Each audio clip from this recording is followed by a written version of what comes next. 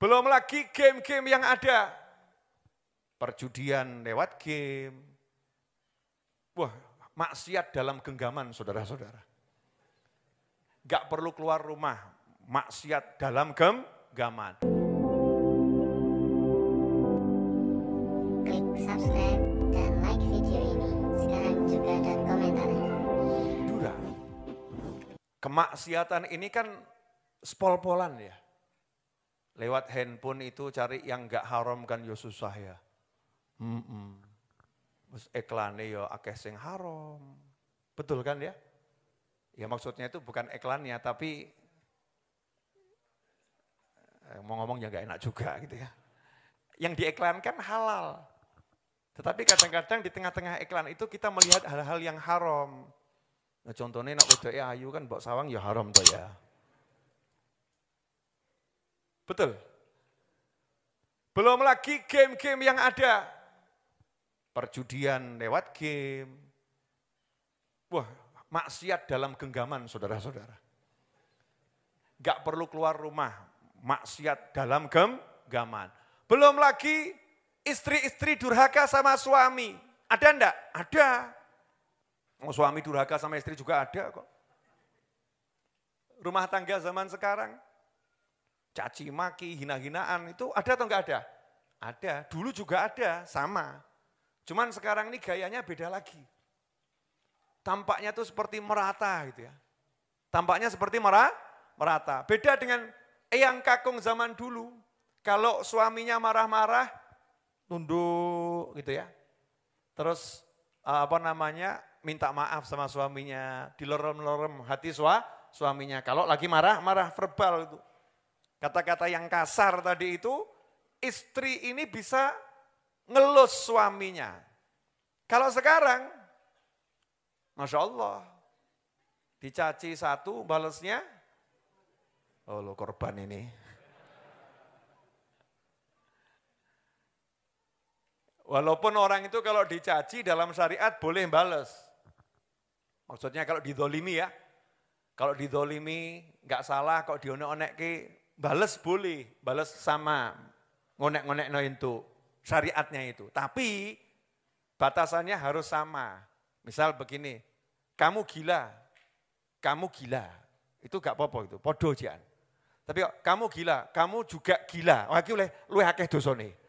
Kenapa? Ada tambahan kalimat juga. Maka dianjurkan kalau kamu dihina, ya sabaro kan begitu ya, itu anjuran. Kalau memang nggak mampu sabar, ya tempuh jalur yang benar. Jangan berlebihan. Jangan berlebihan. Nah, akhwani rahimakumullah. Melihat kondisi yang seperti ini, maka kita harus sadar bahwasannya kita harus bisa membuat tempat di mana kita tinggal aman. Tempat di mana kita berada aman.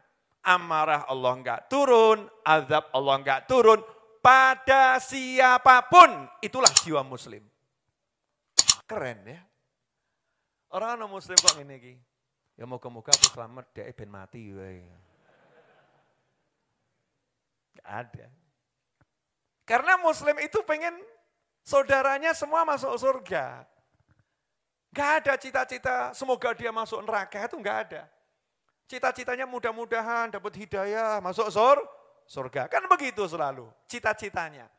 Nah, caranya gimana biar satu negara ini selamat? Gampang caranya, mikirnya enggak usah negara. Mikirnya rumah, masing-masing mikir rumah masing-masing. Aku akan jadi orang yang ahli istighfar di rumahku sehingga azab Allah enggak turun kepada penghuni rumahku. Enggak turun kepadaku, enggak turun pada pasangan hidupku, enggak turun pada anakku, enggak turun pada ART-ku ya. Namanya sekarang ART ya, asisten rumah tangga. Nanti kalau ngomong yang lain dimarahin lagi gitu kan ya. ART-ku enggak turun kepada yang menjadi driverku. Ojo ngomong sopir, gak enak. Driver ngono apik ngono ya. Betul ya? Saya kalau ngomong saya sopir, tapi kalau sama orang lain dia driver, kan gitu ya. Ngajeni namanya. Namanya menghormati. Kenapa? Karena aku rajin istighfar.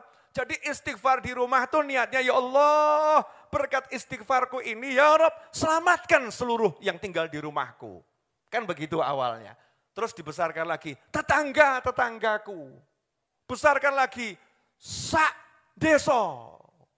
Besarkan lagi, satu provinsi. Besarkan lagi, se-Indonesia. Besarkan lagi, sedunia. Makanya Al-Habib Abdullah bin Husain bin Thahir, ketika mendapat ilham ilahi. Ya, ilham ilahi itu terjadi, terbukti di dalam Al-Quran. Ada manusia-manusia yang diberi ilham oleh Allah Subhanahu wa ta'ala.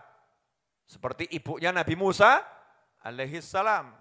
Itu dapat ilham dari Allah Subhanahu wa ta'ala. Maka ada juga al-ulama warathatul anbiya, ulama-ulama yang dapat ilham. Di antaranya Habib Abdullah bin Husain bin Thahir itu dapat ilham. Minta apapun satu permintaan dituruti sama Allah Ta'ala. Maka beliau minta satu hal sama Allah. Ya Allah, siapapun umat Islam yang hidup sezaman denganku, dimanapun berada, jangan ada yang masuk neraka. Masya Allah, itu loh semangatnya Muslim. Semangatnya itu menyelamatkan, membawa kedamaian, menenteramkan, mendatangkan rahmat. Itu semangatnya jadi umat Nabi Muhammad SAW. Nah caranya bagaimana? Istighfar. Lah yang jadi masalah, jangankan kok punya semangat seperti itu, ngistighfari awake dhewe gak kober. Jangankan kok mengistighfari satu rumah, mengistighfari diri sendiri gak punya semangat. Mengistighfari diri sendiri gak sempat. Mengistighfari diri sendiri gak pingin, gak ada rasa dosa kuakeh, ben selamat, aku mau istighfar yang banyak. Itu gak muncul ikhwani. Kenapa ini gak muncul? Karena setan paham. Oh, setan ki mudengan. Makanya suami kalau gak mudengan kayak ngungkuli setannya. Setan itu mudengan kok. Mudah paham. Setan itu paham betul. Ini kalau sampai umat Nabi rajin istighfar, celaka kita ini kata setan. Celaka. Semua usaha kita sia-sia. Mereka pasti diampuni Allah. Allah pasti nggak jadi marah sama mereka. Allah pasti akan turunkan rahmat. Maka solusinya apa? Jangan sampai mereka istighfar. Nah terus gimana biar nggak istighfar? Ya bisi ono wae. Percuma istighfar, percuma. Lambe to. Ora kanggu, kan begitu setan itu.